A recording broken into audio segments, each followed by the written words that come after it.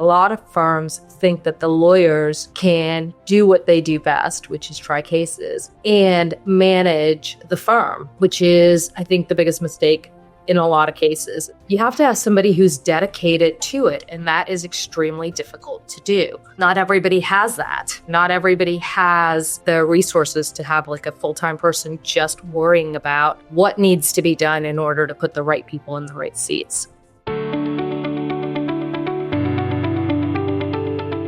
Welcome to Trial Lawyer View, the podcast dedicated to the fierce yet compassionate lawyers who fight every day for justice in the courtroom. Our guests are top trial lawyers and their firms who share their stories and experiences, offering valuable insights into their journey, as well as expert guests who provide actionable strategies and practical tips for personal injury lawyers looking to optimize their operations, enhance client service, and drive growth in their practices. Trial Lawyer View is brought to you by Synergy. At Synergy, we aren't just a service provider. We are a strategic partner for personal injury law firms, seamlessly integrating with law firms to boost efficiency from day one. Outsourcing cumbersome administrative tasks like lien resolution and Medicare compliance to an expert partner like Synergy enables personal injury firms to focus on what they do best. Today's episode of Trial Lawyer View features Natasha Diemer. She's a dynamic force in the world of law firm operations and strategy, known for her ability to fuse business intelligence with purpose-driven leadership. As Chief Strategy Officer of Rafferty, Domnick, Cunningham, and Yaffa, one of the nation's premier personal injury firms, Natasha plays a pivotal role in driving organizational growth, streamlining operations, and ensuring every system and process supports the firm's mission of delivering justice for clients. With over a decade of experience in strategic management and operational transformation, Natasha has earned a reputation as a results-oriented leader who builds efficient, scalable infrastructures while empowering teams to perform at their highest potential. Her innovative approach has helped monetize and modernize workflows, implement cutting-edge technologies, and strengthen the firm's competitive edge in an ever-evolving legal landscape. Beyond her operational expertise, Natasha brings a deeply human perspective to leadership, one grounded in empathy, collaboration, and a commitment to excellence. Her work reflects a belief that successful law firms are not only built on strong systems, but also on cohesive teams that share a common vision and purpose. In this episode of Trial Lawyer Review, Natasha shares insights into what it takes to run a high-performing PI firm in today's environment. We touch upon strategic growth, operational excellence, technology, brand, and the future of personal injury practices. Natasha, we've known each other for a long time. I am thrilled to welcome you to Trial Lawyer Review, and thank you for being with me today on the podcast. Thanks for having me. I'm so happy to be here. So, a lot of times I'm interviewing trial lawyers, and I've had the opportunity a couple times to interview people that are fulfilling the type of role that you are in law firms. So I wanted to start off with a question about your role as Chief Strategy Officer. You've helped your firm, Rafferty, Domnick, Cunningham, and Yaffa, easy for me to say, achieve significant growth and visibility. What are the key strategy levers that most PI firms overlook when they're trying to scale effectively without sacrificing client services and still being able to be trial warriors like the lawyers in your firm are? There's a lot to unpack there. I know. I think one of the first things that we have seen is that a lot of firms think that the lawyers can do what they do best, which is try cases, and manage the firm, which is, I think, the biggest mistake in a lot of cases, especially when we're trying to achieve the kind of growth and the change that we are all experiencing. Frankly, it doesn't matter at what phase you're in the firm, whether you're a big firm or a small firm. Like, in order to really manage the operations in the face of change, you have to have somebody who's dedicated to it, and that is extremely difficult to do. Not everybody has that. Not everybody has the resources to have like a full-time person just worrying about what needs to be done in order to put the right people in the right seats. So I think that we're lucky that way. And I think that what we're seeing across the country is that we're seeing more and more firms who are putting either a COO or a CSO into that seat so that they can be totally focused on affecting the change and initiating the growth or the vision or the goals of the firm. And I think that's really what the job is, right? As a chief strategy officer, like my job is to understand all the goals, whether it's for the staff, whether it's for the attorneys, whether it's for like the revenue needs, and then make sure that like the tools or the applications are in place to effectively achieve them. Well, Sean Domnick is a very smart man, having worked with you and put you into this type of seat. And I think what you talked about is a really important point. And I've had other guests talk about that, which is as a trial lawyer, it's usually not the case that if you're a great trial lawyer, that you're going to be a great CEO or a great COO.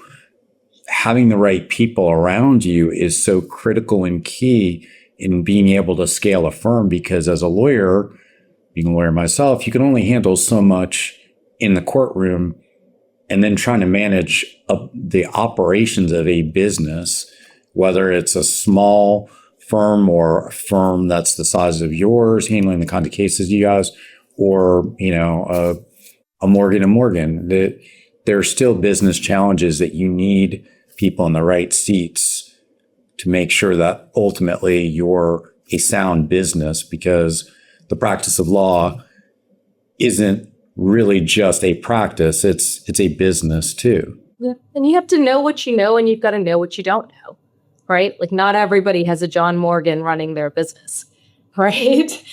And so knowing that your skills are trying cases and knowing, and the same is true for me, right?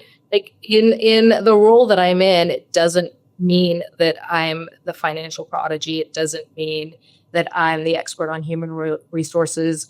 So knowing where your weaknesses are and recognizing like how those things need to be prioritized for the law firm and making sure that you have the right people in those roles as well is really difficult. But, to go back to where your question started, not every firm has the ability to do that.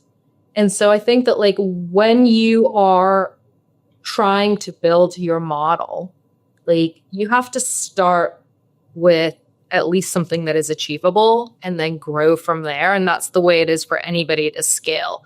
We've spent 10 years getting to the place where where now we are building a building. We've added a new office in Pensacola. We've brought in Troy Rafferty. We have this amazing mass tort practice that we're building out. And it's given us a lot of opportunity, but we started, by first like building goal by goal. And I think that in this, like in the moment that we're in right now for a lot of firms, they are being overwhelmed by the amount of change that is happening, whether it's in AI, whether it's just like there used to be 4 case management softwares, now there's 400, all of them offer like a new shiny opportunity that's somehow going to be the special sauce that your firm needs.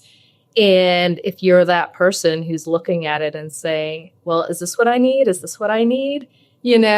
I think number one, for lawyers, that can be very, very overwhelming. But being able to compartmentalize like what's really the priority, not for what everybody else is doing, but for your firm, for the inefficiencies that you have in your firm today, and then being able to really focus on that. I think that's the moment that we're all in right now. And you could be a 4-person firm, right?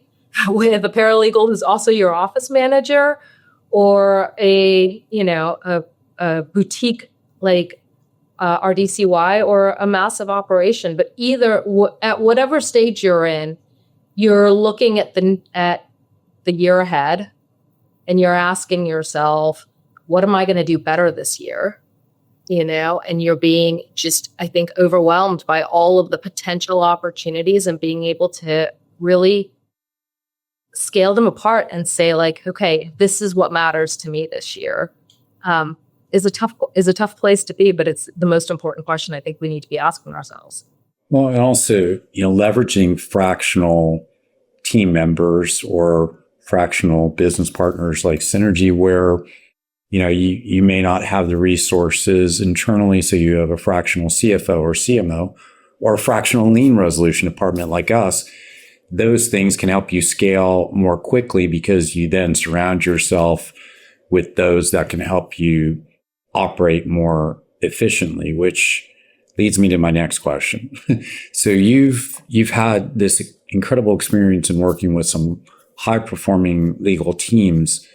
What are the biggest operational inefficiencies you've seen in personal injury firms, and how can leaders identify and eliminate them before they become roadblocks for the team? I think some of the biggest operational inefficiencies that we have is in training and onboarding staff. I think that we don't always set up our staff for success. And I think that one of the things that we really need to focus on is identifying not just the need to bring in a new employee, but also like what are the tools that they need in order to be successful in their role, and making sure that there is a cross-training program so that they have like a peer member that they can go and ask follow-up questions for, so they don't feel like dumb going back to the lawyer, maybe making sure that a more senior staff member who understands like the needs of the lawyer are able to really like work to create a training program so that the staff member is actually being trained to serve the needs of the lawyer and not be trained to serve like what maybe their predecessor did, which is the reason they're not in that role anymore, So I think that investing in like the human capital in the firm is oftentimes like, even though we say it in many different ways, I think that there's always a deficiency when it comes to how we onboard people and the things that we need to do in order to ensure that the employee is set up for success. When most of the time when you hit a roadblock, it's because you've got somebody there who is not performing, right? And it's having a ripple effect through the firm. So that's a big one. And then the second thing I think that is a big one is, and we're all facing it right now, is with technology. With all of the change that's happening, I think a lot of times the decisions that are being made for the best interest of the firm are being made in a vacuum. There's like this very small ecosystem where a lawyer goes to a conference and says, hey, that shiny new idea seems perfect. We should implement it. And it's not often, sometimes maybe it is, but a lot of times it's not actually the most urgent need that is going to transform what the needs of the staff are, their efficiency, their productivity. So one of the things that we've done is, number one, on a regular basis, you have to be polling your staff on the things that they are doing that are repetitive, right? Because now we know that most of those things can probably be automated. So understanding what those things are, and then as you are going and looking at tools, making sure that those are the tools that are going to fit the needs of the teams that they serve. Because I think one of the most distressing things for staff is when you come back from a conference and say, here's this great idea I had. And they're like, well, that doesn't change the calculus for me at all. All that does is create more work. And I have all these other problems that I think we need to be focused on solving. And they feel like they're not heard. So I really think that like making sure that you are using the experience of the people in your firm to really identify what the problems that you have are, and then going out and finding like the solutions that are going to fit are key. Good segue into what I was going to ask you about, which is with the proliferation of AI and technology tools for personal injury law firms, it's reshaping the management of a personal injury case. And I'm curious about what criteria you guys are using to determine whether a new technology tool or platform is worth integrating into your operations? I mean, we've really been struggling with it. We set up a AI committee to go and meet with all of the different tech, like all of the different products that are out there, right? Like, and there's so many. And obviously like understanding what it is that we think that we need as a firm. And it's been really interesting because we started the process probably a year ago. And what you see at a conference a year ago versus what you see even now is so different, right? Like within themselves, they are evolving so quickly. A lot of our work is in medical malpractice.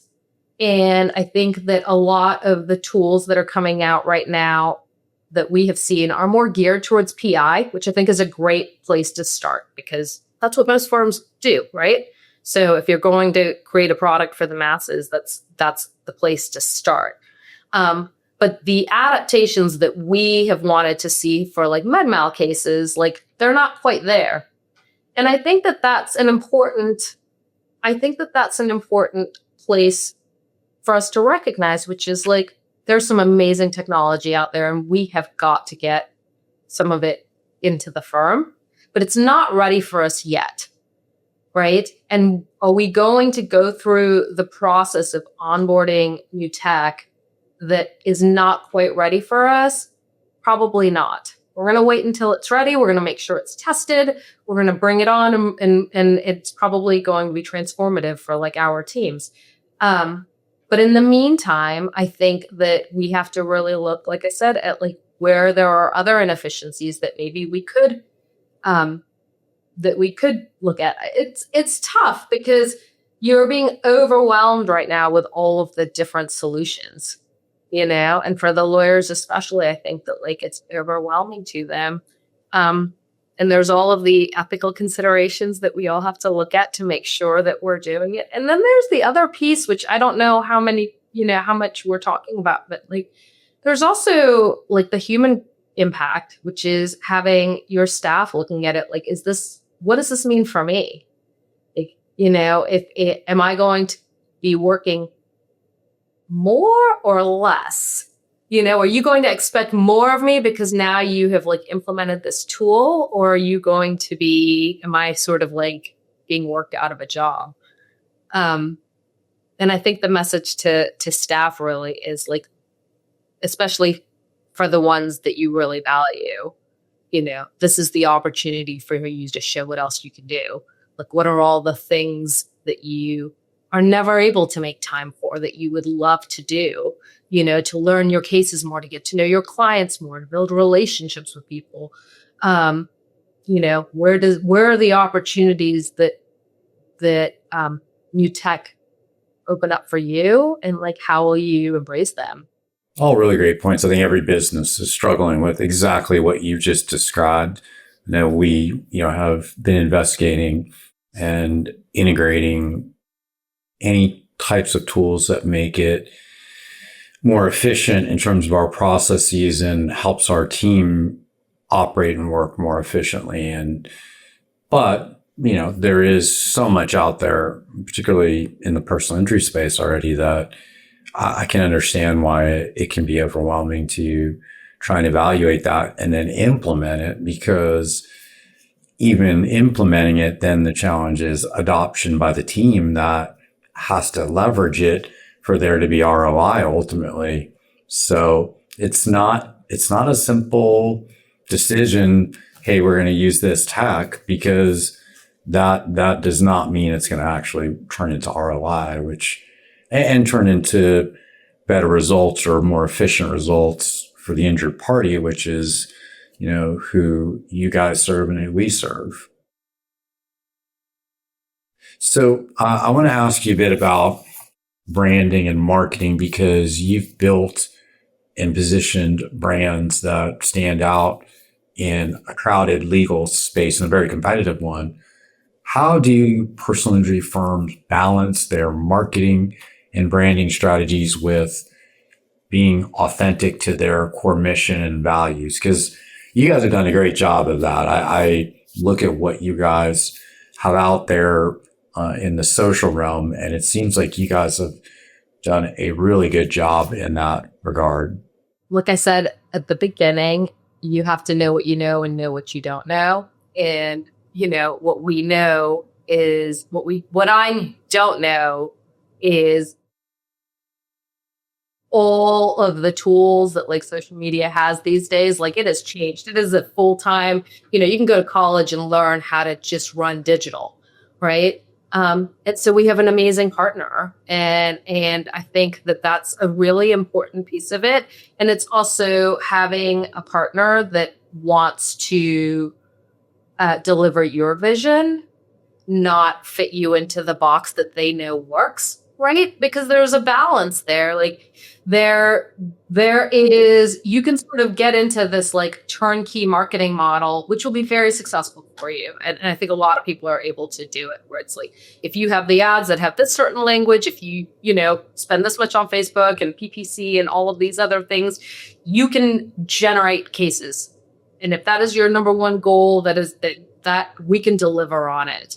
And I'm not knocking that. That is, every firm needs to come to the table and identify like the model that works for them. But we have, we were very firm on what it is that we wanted, which is, we always want to be a very, I think, high-class professional boutique firm that makes people know that like we'll always do what is best for the client, right? And that we stand on the reputation of our peers because it's where we get our cases. And so leveraging those things in order to put together a marketing plan, and then making sure that you have a partner that's going to honor it, is key. And we have, we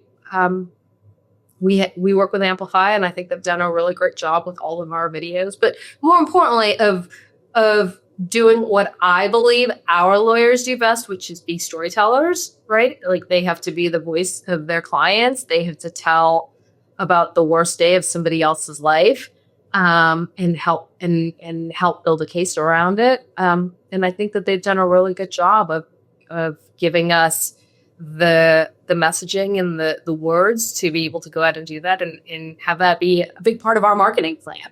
Well, great point about the importance of partners. We view ourselves out in a similar fashion with the clients that we work with, because ultimately it is really important to align around what your client wants, right? Just as when you're representing a client, that's important.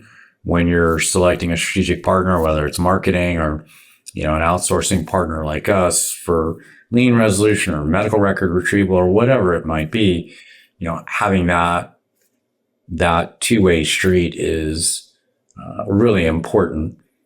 And when you're selecting the right partner for those to get you to that next level.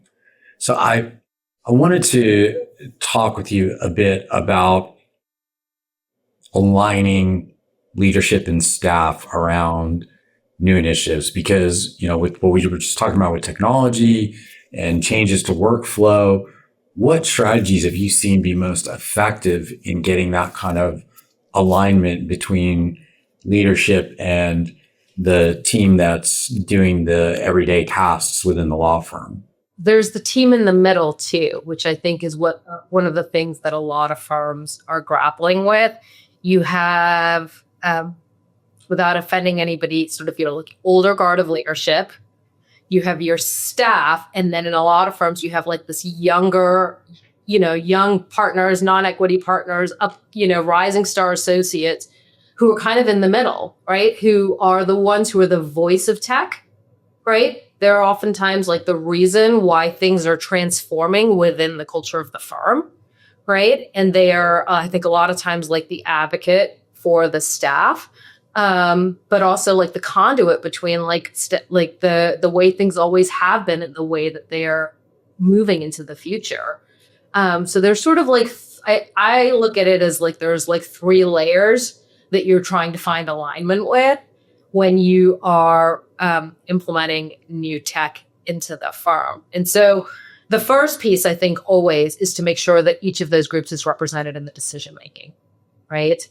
Like, so when we look at a new piece of technology, our tech committee has a member of our, one of our shareholders one of our partners or associates. And then like, a paralegal, a legal assistant, somebody who's like, working with that tech would be working with it on a daily basis. So making sure that you have all of the groups represented is super important. Making sure that you give people the opportunity to voice their concerns. And I always, preface it with like, we know that you can't please everybody. Like there's no perfect system out there with everything that we see. It's all, designed to make us better, but never to make us perfect. And so you have to be able to be open to some of the deficiencies or the flaws or the thing that you want to see, but it's not there yet. But making sure that people understand that we've aggregated the needs of all the different groups, and we are presenting the product that we think represents the most. And, I think for the most part, you're always going to have like an outlier. You're always going to have somebody who just is like, the way we did it before was better. But I think generally speaking, if you make sure that you have like represented the needs of like the three different groups in the firm, you're more likely than not to get buy-in from everybody. It seems of late, there's been a lot more emphasis on analytics and KPIs in the management of personal injury firms. So again, getting back to that idea of running a law firm more like a business. So, and I know that your firm and I know the leaders really are,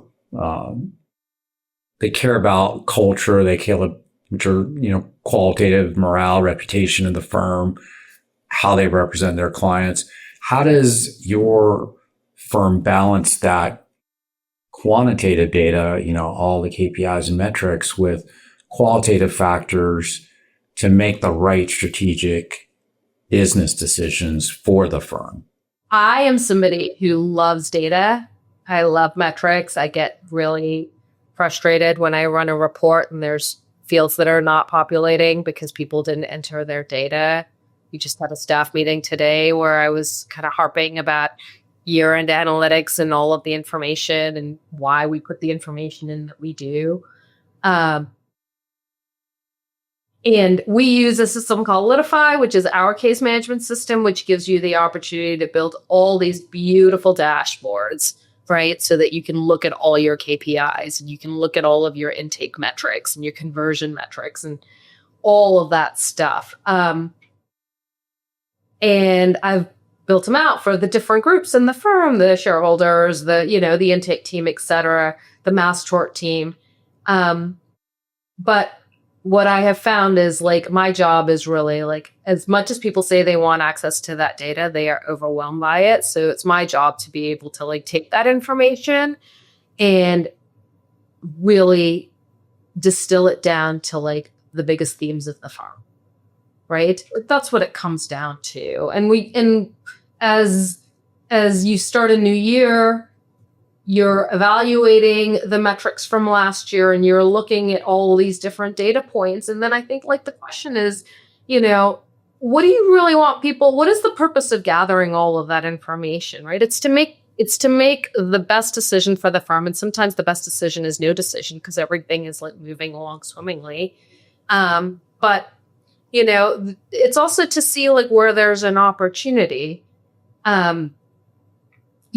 A lot of times we look at like the metrics of like where cases come from, but like then that offers the question of like, well, then where are cases not coming from, right? Like, so that instead of just saying like all of our cases come from this county in South Florida, and most of our clients tend to be like women, 35 to 55, it's like, well, is there a market that you're trying to tap there that is not being tapped? And what do we need to do with that information in order to like access a different market maybe? So I don't know. That's a difficult question because I love data. I think everybody should love data. I think that we should all have a lot of Excel sheets that answer all of our questions. But I think our job, I think that for the lawyers and for the, from a business perspective, in this role, the job is to take all of that data and show people, like, what does it mean for the future of the firm? You know, what does it mean if all of your cases are coming from this one basket? You know, what does it mean if there's only one person who's generating 75% of the cases in the firm and something happens to them? They don't want to necessarily know like this, they don't want to see the bar chart of like where everybody is, but they want to know what it could mean, and how it should impact our decision making. They want to know what the themes are that should inform our strategic planning sessions at the end of the year.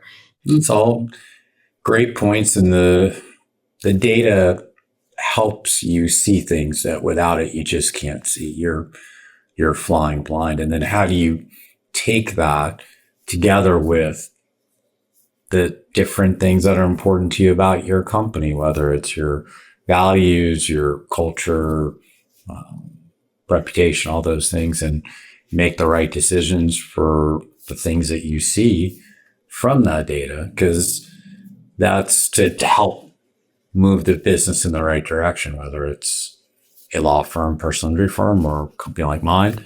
That's the important part, is being able to glean something from it to help with the future direction, which is a good segue, because I wanted to ask you about 3-5 years ahead.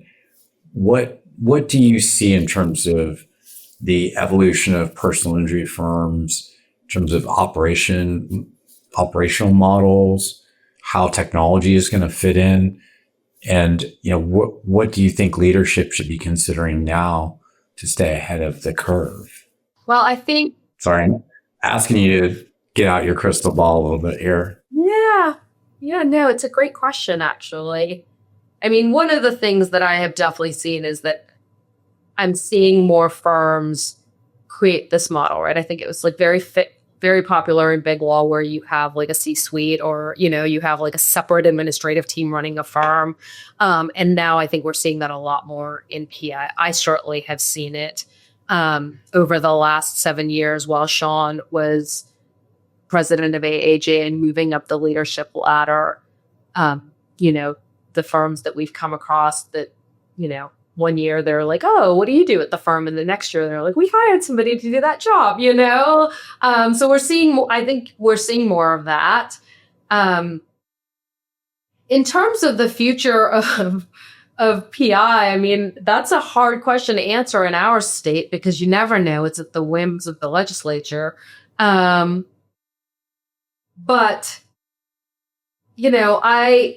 I think that we're going to see sort of a shift with the tech. You're going to see certain levels of efficiencies. I don't know how AI changes the course for the way that cases are handled, right? Like, does it create a more efficient court system, or does it not? I think that's a big question that we're all looking to see. Obviously, like, the political landscape is very unpredictable in Florida, certainly where we practice and where most of our cases are. So that's always kind of like the wild card. But I think that what you are going to see is that, and it's what we are doing, is diversification of your practice. And I think that AI is going to make that more accessible for people, because there's going to be enough tools out there that I think simplify or automate areas of practice that maybe would have felt like very, very overwhelming to even consider before, where you might say, like, yeah, I'll add a real estate lawyer to my team, like, we could do that. The overhead cost and the ROI on all of it is going to change, where you're going to be able to look and say, let's try something new, because I think the risk is going to be less. Certainly for us, bringing Troy Rafferty into our firm and adding a mass tort practice, which we did 2 years ago or a year and a half ago, was key, because we needed to find other ways to ensure that the firm is sustainable long term if, like, the legislature does something crazy with med mal or bad faith. And those were our two, half our practice, that's what it's been for the most part. And so this was like the perfect opportunity to make that switch. And I hope that that's what we're going to see is like more opportunity for firms to diversify with the technology that comes. So you have deep roots in trial lawyer associations. We got to know each other through the FJA, Florida Justice Association, and now you're involved in the AAJ. You've organized a national network of law firm executives to collaborate on strategic growth. What have you learned from the others that are in that group that might be helpful to a law firm leader or anyone that's involved in the personal injury space that might be listening to, say, his podcast episode?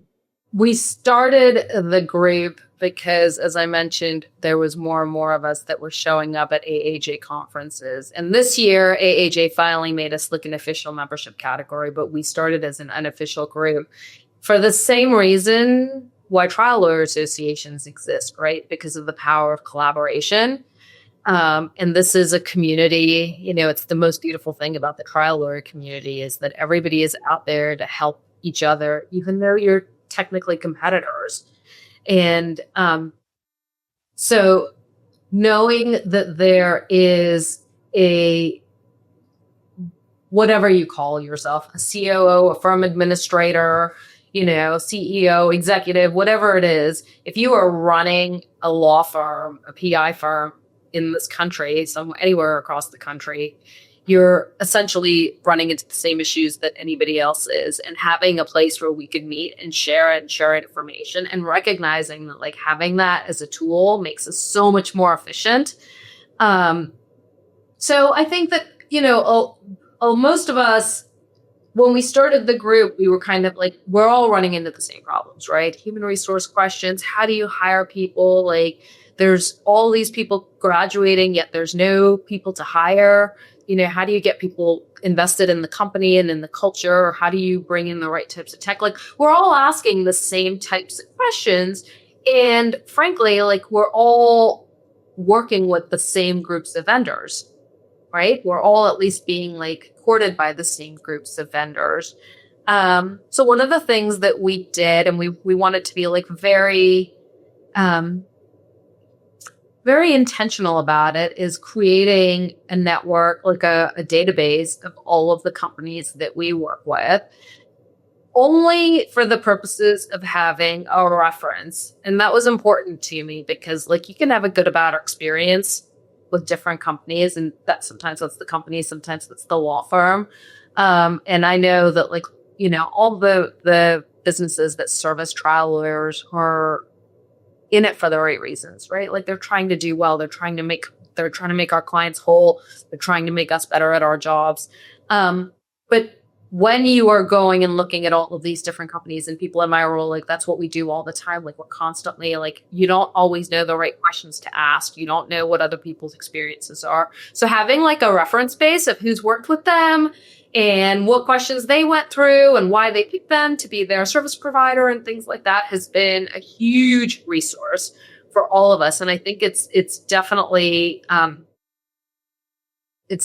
made us, number one, the connections are great, but it's also like it's given us the opportunity to kind of cut like some of the time that we would normally spend by going, straight to our peers, people that we trust, people that we know share the same values we do, and getting the answers to the questions that we have. What's coming, obviously, is AI for everyone. And that is, without a question, like the topic that has been the most consuming in our group for the last year. I mean, we hosted a forum at AAJ this summer on it. We've had various vendors come and speak to us through the course of the last year.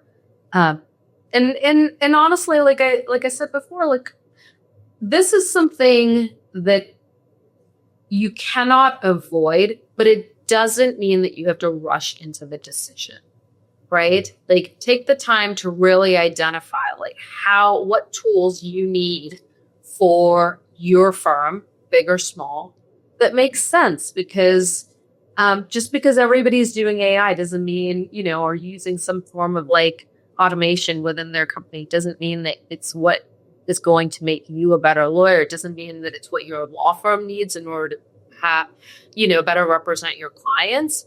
And so really like, identifying those things are important in making the decision. Our COO group, our next meeting, which is in November, will be where we all sit down and share like what our goals for our firms are for the year. And the idea behind that is really, number one, to like get feedback, if somebody has tried something before, but it's also to give us an opportunity to say that's something I haven't thought about. And it's not something that was on my list for this year, and it may not make it to my list this year, but it's something really important that I need to think about for the future. So the value of collaboration is priceless.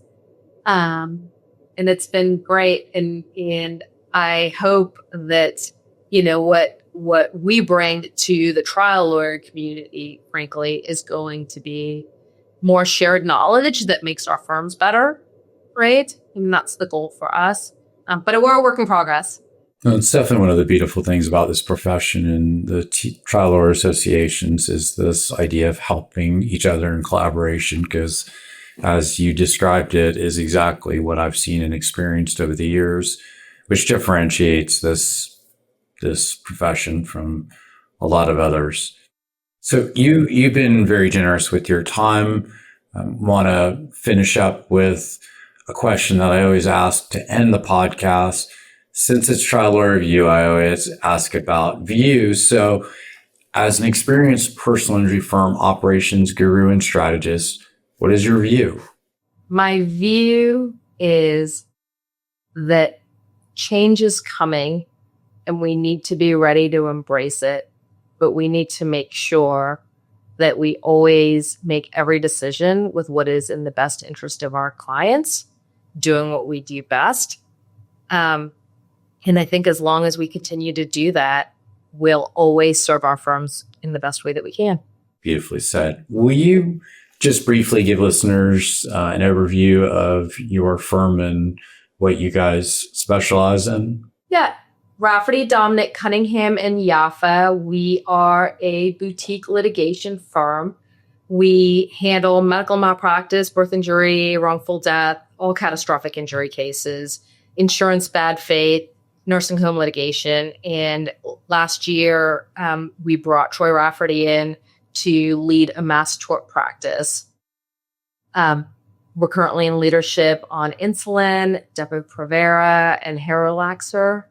And we have an office in Palm Beach Gardens and an office in Pensacola, but we work with clients all over the country. Well, I know for many years personally, Troy, Sean, Fred, and Greg, and incredible people first and foremost with unquestionable integrity and incredible trial skills, and just but the right people if you want to associate with a firm that's at the top of its game. So, Natasha, I appreciate your time today. If someone wants to get in touch with you because they have questions about anything you talked about on the podcast, say, what's the best way to reach you? Email natasha@pbglaw.com or call me 561-906-4037. Natasha, thank you for being with me today on the podcast, and we'll see everybody again on the next episode of Trial Lawyer Review. Thank you. Here is another episode of Trial Lawyer View. We hope you enjoy today's guest and discussion. Tune in to our next episode for more helpful insights from fellow trial lawyers and practice experts. This podcast is brought to you by Synergy. Visit partnerwithsynergy.com to learn more about how Synergy can free your firm to focus on what it does best.